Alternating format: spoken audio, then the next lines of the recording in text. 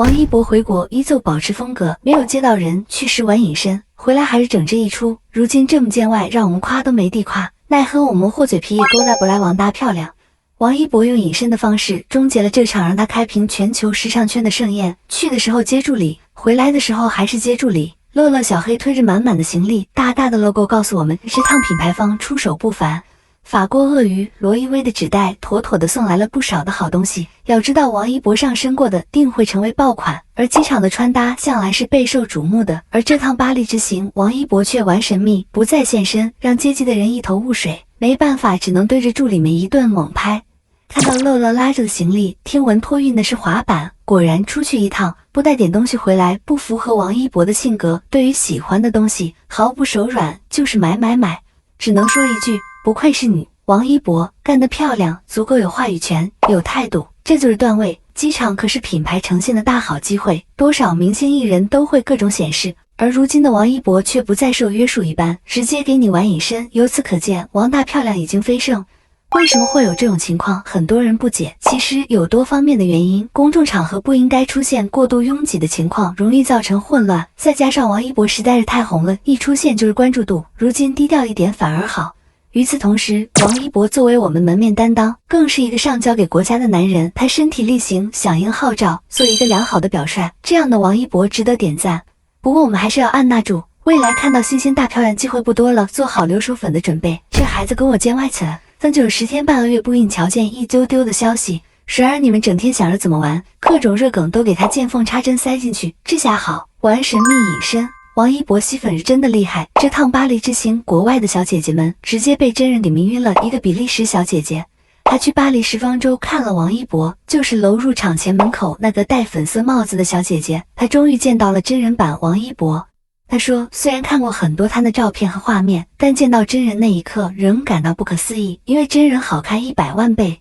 没办法，这就是我们的大漂亮，真的好漂亮。凡是见过王一博真人的，都夸他真人比镜头里好看。那些时尚圈业内人士、去看秀的富婆富姐们、高奢品牌高层们，都是见过王一博真人，并近距离感受到他的美貌和魅力的人。他们能不清楚明白地认识到王一博到底长啥样吗？能感受不到王一博的国际影响力吗？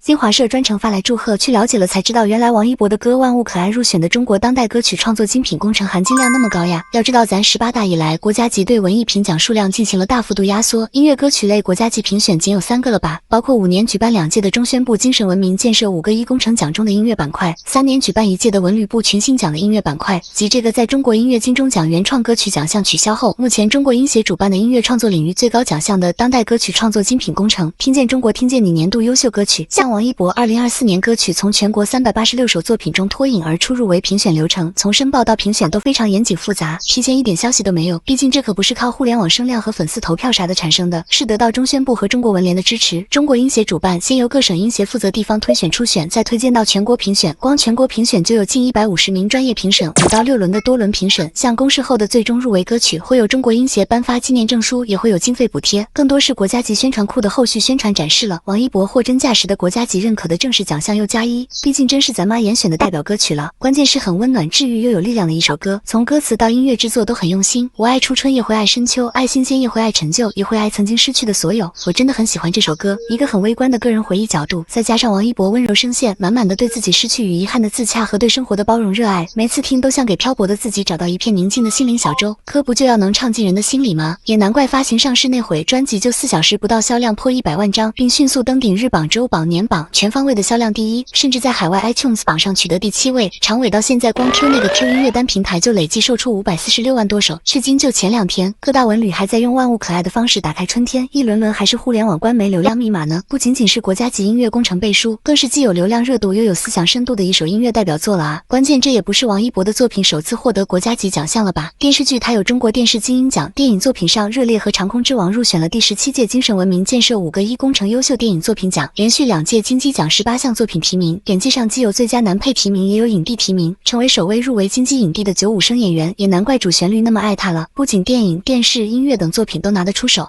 任在时尚、综艺、纪录片、运动等全方面领域都红得可怕，货真价实，遥遥领先的 Z 时代顶流 icon 啊！这越来越感受到王一博3个字的 IP 含金量还在上升，你觉得呢？如果你知道我单是王一博，你也会觉得我命好。王一博有颜有才，这真的是天选系统文男主，将热爱发挥到极致。第一次参加赛车比赛就拿到冠军，他甚至没有更多练习时间。重点是拿冠军那天连中彩票的号码都是9785，这真是天选大男主。王一博的一是第一的一，不仅各项技能满分，重点是三观超正，永远会为在巴黎奥运会弯腰捡起国旗的王一博而着迷。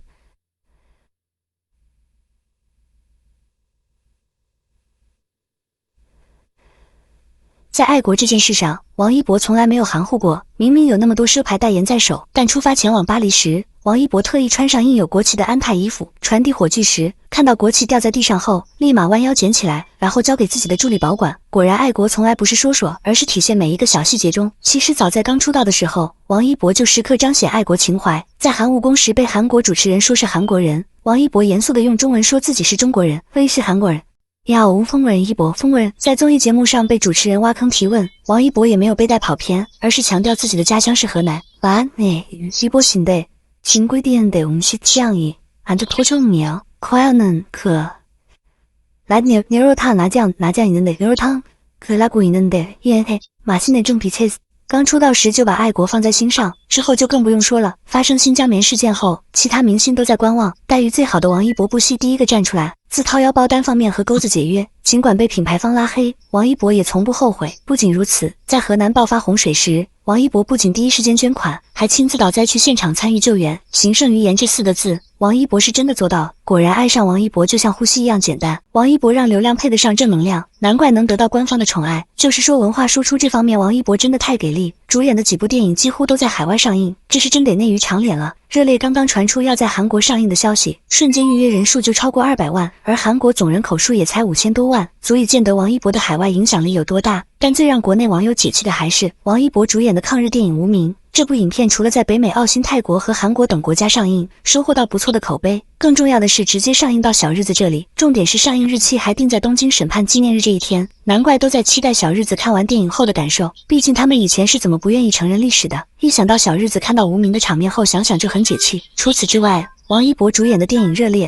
在2023年的东京电影周作为展映作品成功走出国门，更是成为这次电影周展映中唯一被秒期的电影，就连在日本的中国粉丝都没能抢到票，足以见得王一博在日本有多火爆。而《热烈》除了在日本有着超高热度，在泰国更是一票难求，粉丝未买到首映票，即便黄牛把价格炒到28000泰铢一张也愿意接受，折合成人民币就是5000块钱一张票。在首映当天，主办方准备了容纳1000人的超大影厅，尽管如此，依然场场座无虚席。更值得一提的是，王一博主演的3部电影在泰国都收获了不错的口碑，《无名》拿下泰国近20年引进中国新片票房第1的成绩，而且华语电影在泰国霸占票房榜的前3名，都是由王一博主演的电影《热烈》《无名》《长空之王》3部影片。其实早在《陈情令》爆出的时候，王一博和肖战就已经把中国文化输出海外，不仅带火国潮文化在国内的热度，还把中国文化带到东南亚国家。在泰国开演唱会时，粉丝的热情程度丝毫不减国内，太妃们为他们坐满大街的应援支持。作为国内影响力巨大的顶流明星，王一博真正做到让流量配得上正能量，多次代表国家出现在重要场合，还能在亚运会和奥运会上看到他的身影，让全世界见识到中国年轻人积极昂扬的风采，用自身流量带动青年力量发展，难怪各大官方对他明晃晃的偏爱。文化输出还得看王一博。